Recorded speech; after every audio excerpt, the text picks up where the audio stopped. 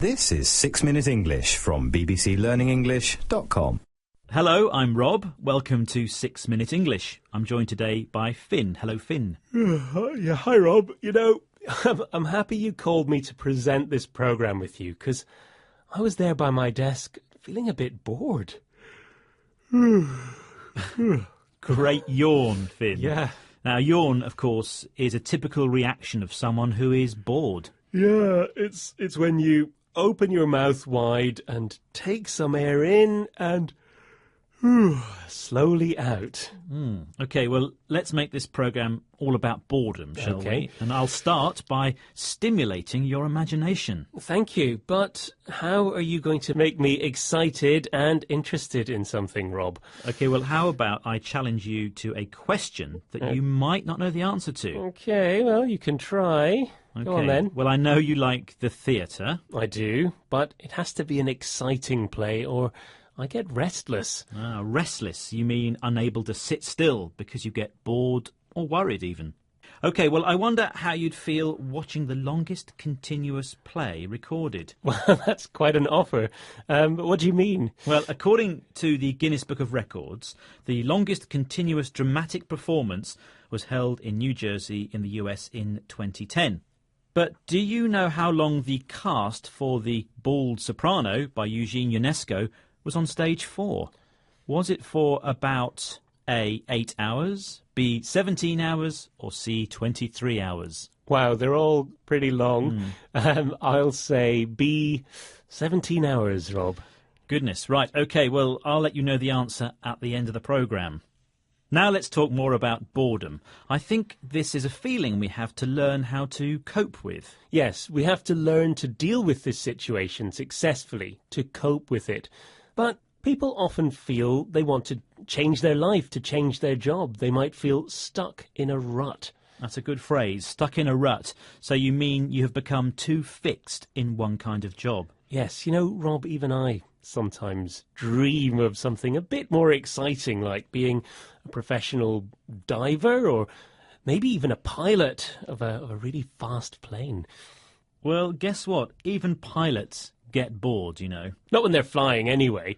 Wrong. When they're up in the air. No way, really? I don't believe you. Well, Missy Cummings, an American, was a fighter pilot. Listen to the phrasal verb she uses, meaning to stop being bored, at least for a while. Is there ever time for a fighter pilot to get bored? Oh, my gosh, sure. For the same reasons that commercial pilots get bored. These fighter jets are very automated when it comes to just holding altitude and heading. So you turn everything on autopilot. And I probably listen to more Oprah Winfrey TV shows on the high-frequency radios. And so you get good about using the technology to figure out how to stave off that boredom.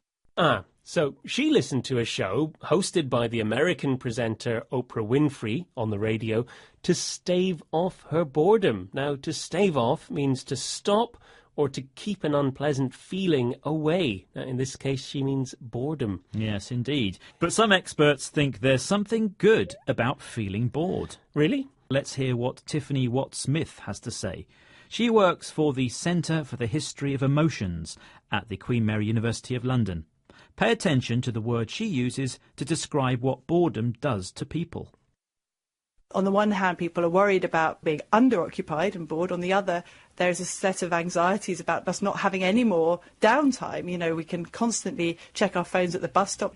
Everything is to be filled, and what does that do to our minds? I think boredom is a very useful emotion. It's an emotion which spurs people on to change something about their environment. If you're bored, it gives rise to creativity.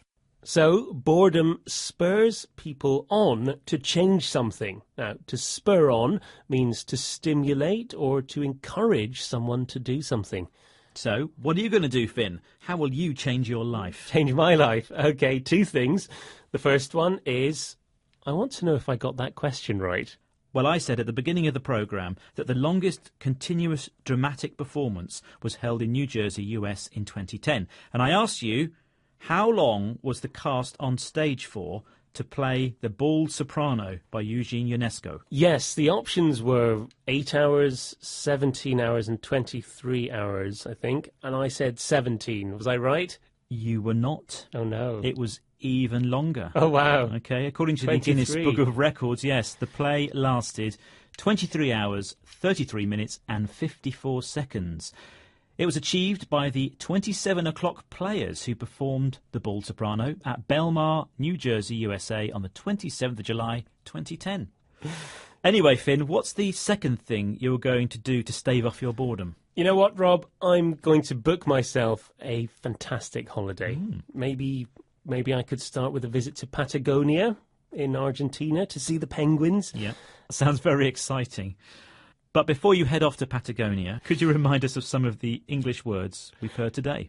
We heard yawn, stimulating, restless, to cope with, stuck in a rut, to stave off, to spur on. Thanks, Finn. That's it for this programme. I hope you didn't find it boring. Not at all. I loved it. Please join us again soon for another 6 Minutes English from BBC Learning English. Bye-bye. Bye. That was 6 Minutes English from bbclearningenglish.com.